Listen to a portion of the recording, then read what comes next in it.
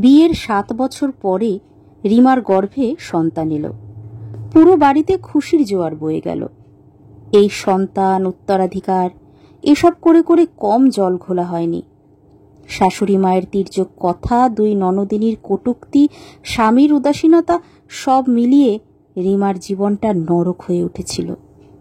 সে বারবার সৃষ্টিকর্তার কাছে প্রার্থনা করত একটা সন্তানের জন্য। ছেলে বা মেয়ে, একটা সুস্থ সন্তান হলেই তার হবে। কিছুদিন ধরেই তার শরীরটা খারাপ যাচ্ছিল। অবশ্য তার দিকে মনোযোগ দেওয়ার মতো কেউ ছিল না। যেন সে জড় বস্তু, তার বেঁচে থাকা কিংবা মরে যাওয়া সমান কথা। এক সকালে তার ঘুম থেকে উঠতে দেরি হওয়ায় গালে প্রচণ্ড জোরে একটা থাপ্পড়ের অনুভূতি নিয়ে সে ধর্মর করে উঠে চোখ টুলে দেখে শাশুড়ি মা রুদ্রমূর্তি নিয়ে দাঁড়িয়ে আছেন।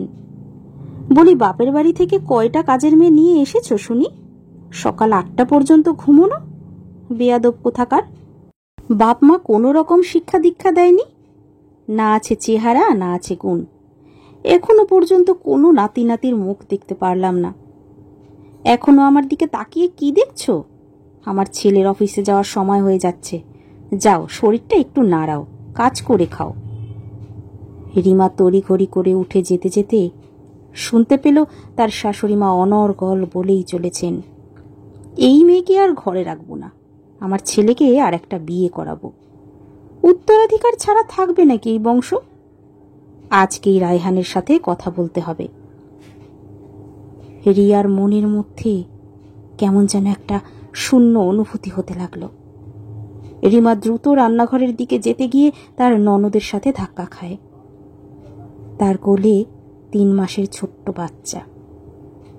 স্বামী দুবাই থাকে। বিয়ের পর থেকে সে এখানেই থাকে। চোখ নেই তোমার? নাকি ইচ্ছা করে ধাক্কা মারলে যাতে বাচ্চা কোলে নিয়ে পড়ে যাই? আমার সকালটাই মাটি করে দিলে। এখন সারা দিন খারাপ কাটবে। সকালবেলা বাজা মেয়ে মানুষের চেহারা দেখলে দিন তো খারাপ যাবেই। মুখ ছামটা দিয়ে ননদিনী চলে গেল। টলমল চোখে রিমা রান্নাঘরে গিয়ে সবার জন্য নাস্তা বানানো শুরু করলো। এইভাবেই দিনগুলো কাটছিল। বিয়ের প্রথম প্রথম তার অনেক আদর যত্ন হতো। রায়হান নিজেও তাকে অনেক ভালোবাসত। কিন্তু তারপর কি হতে কি হয়ে গেল। বিয়ের 1.5-2 বছর পর মানুষটা কেমন বদলে গেল। এমনটা হতেই পারে না যে শুধুমাত্র রিমা বাচ্চা জন্মদানে অক্ষম তাই রায়হানের এই পরিবর্তন।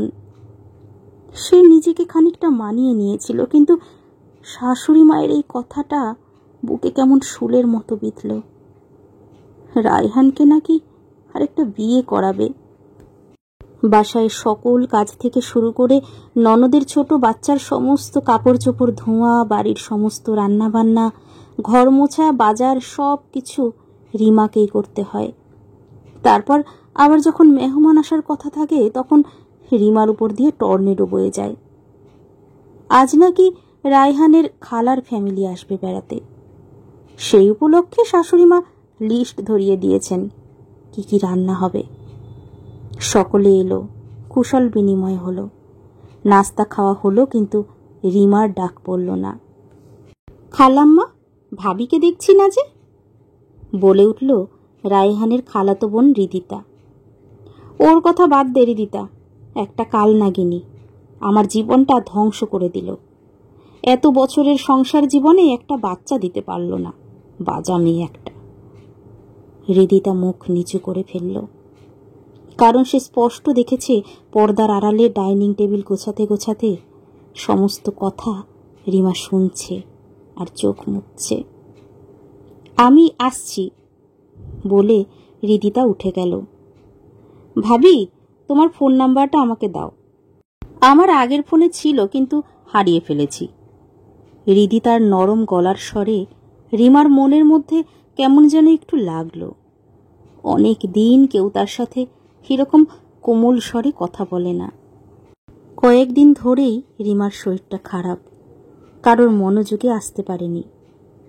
আজ যখন হঠাৎ করে সে মাথা ঘুরে পড়ে গেল, তখনই সবাই একটু হলেও উদ্বিগ্ন হলো।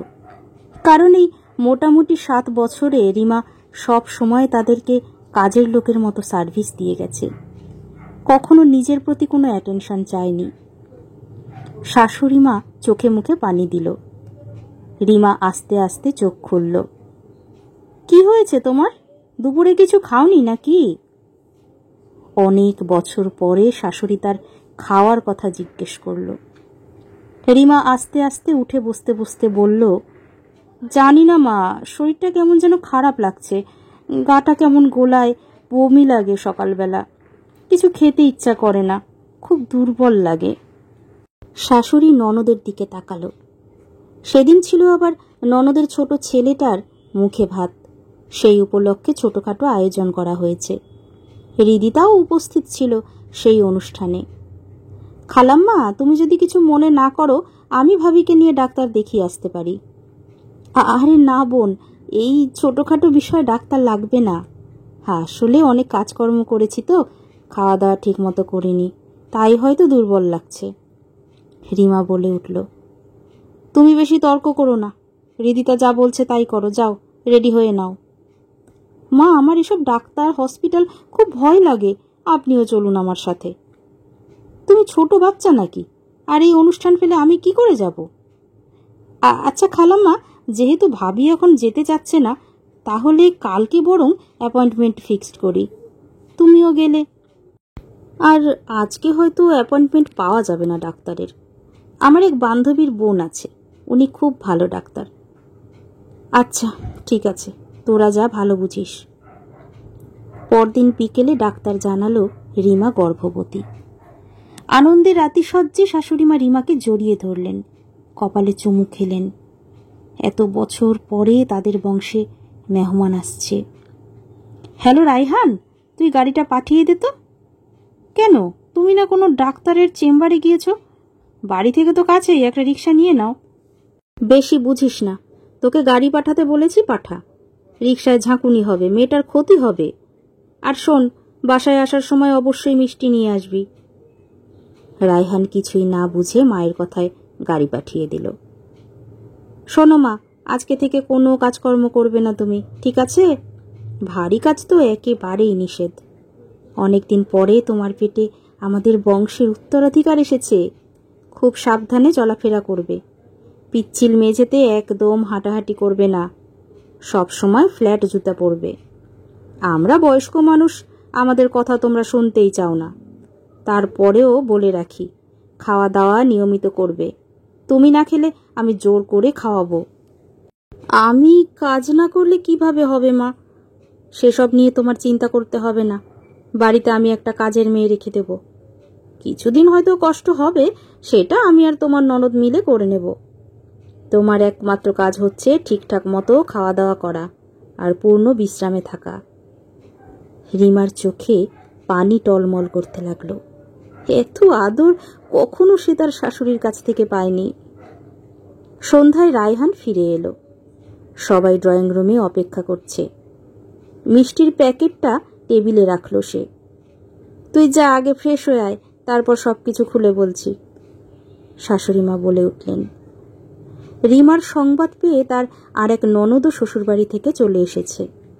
হৃদিতা তো সাথেই ছিল, তার মাও এসেছে এই খুশির সংবাদ পেয়ে। রায়হান হাত মুখ ধুয়ে ড্রয়িং রুমে এসে বসল। সবাইকে দেখে তার ভুরু কুঁচকে গেছে। কি হয়েছে, সবাই এরকম জটলা পাকিয়ে আছে কেন?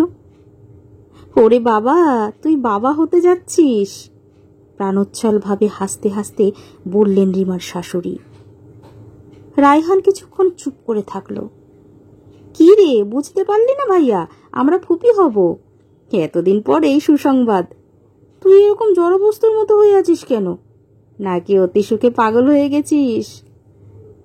আমি কিছু বুঝতে পারছি না মা, তুমি তো রিমার সাথে গিয়েছিলে তাই না?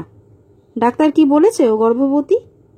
হ্যাঁ রে, বলেছে ওর 2 মাস চলছে, অথচ আমরা কেউ বুঝতেই পারিনি।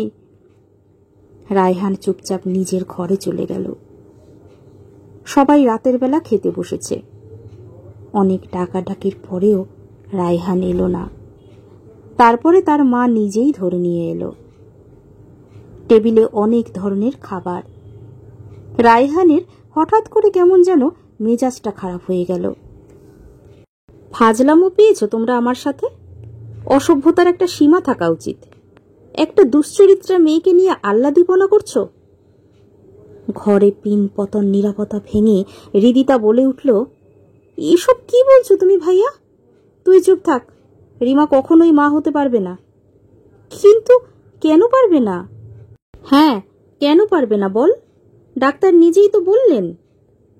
রায়হানের মাও প্রায় গর্জে উঠে বললেন, সত্যিটা শুনতে চাও?